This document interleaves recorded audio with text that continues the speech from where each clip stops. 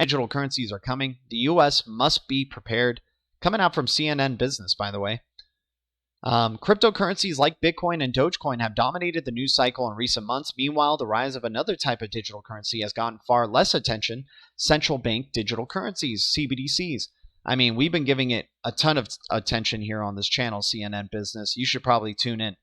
Unlike Bitcoin, CBDCs are issued by governments and are usually or basically digital versions of an existing national currency. But instead of holding it in your wallet, you store it in your phone. CBDCs could become more commonplace sooner than you think. According to the think tank Atlantic Council, 81 countries, which account for over 90% of the world's gross domestic product, are exploring a digital currency, and 5 countries have already launched one, and therefore there will be more to come. According to a survey by the Bank of International Settlements, countries representing 1/5 of the world's population may well issue a digital currency in the next few years. Leading the race is China's digital yuan, which has already trialed in over $5 billion worth of transactions. The U.S., by contrast, is still in a research phase.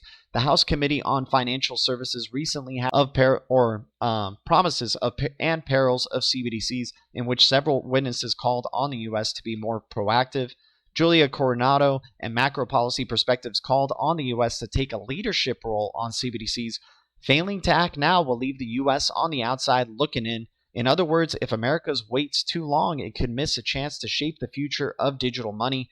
Why should Americans care? Well, partly because they have gotten used to a world in which the U.S. dollar reigns supreme, but the rise of CBDCs could challenge that order, potentially threatening the status of the U.S. dollar as the global reserve currency.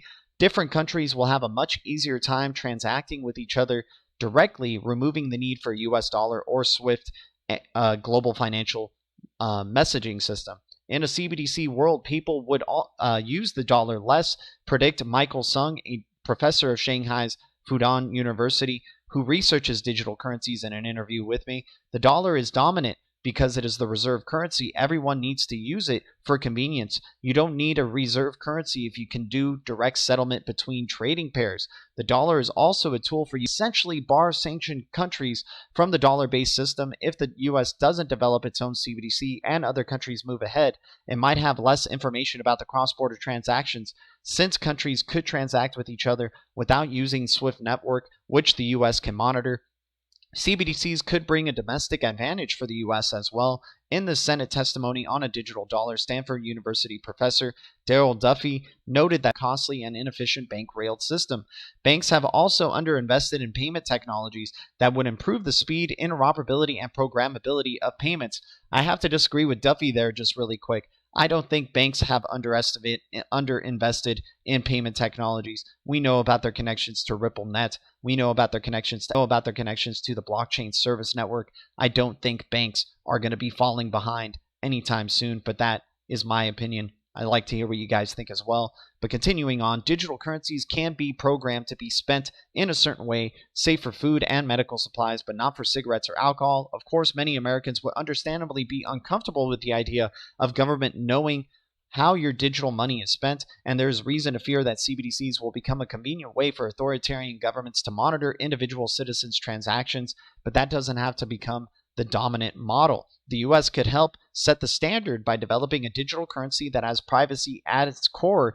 If this is going to be the tech of the future, we want to make sure that the U.S. brings democratic values to bear. Chris Giancarlo, co-founder of the Digital Dollar Project, said in an interview with me, a digital dollar should also be a tool for certain use cases, such as delivering government aid in the case of pandemic, not an end-all be-all. It should not eliminate cash, which is still the most private form of money, nor should it intend to replace non-government digital currencies like Bitcoin, dollar-pegged stablecoins, or other transactions. We may soon be living in a CBDC world, and if America stays on the sidelines, it could miss its chance to influence what looks like, or what that world looks like.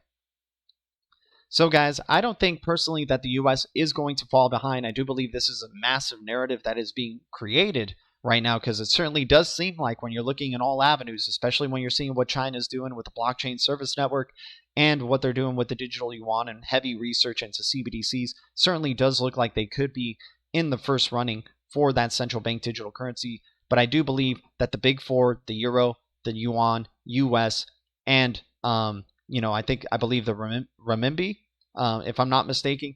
I think those are going to be still significant players in this future quantum financial system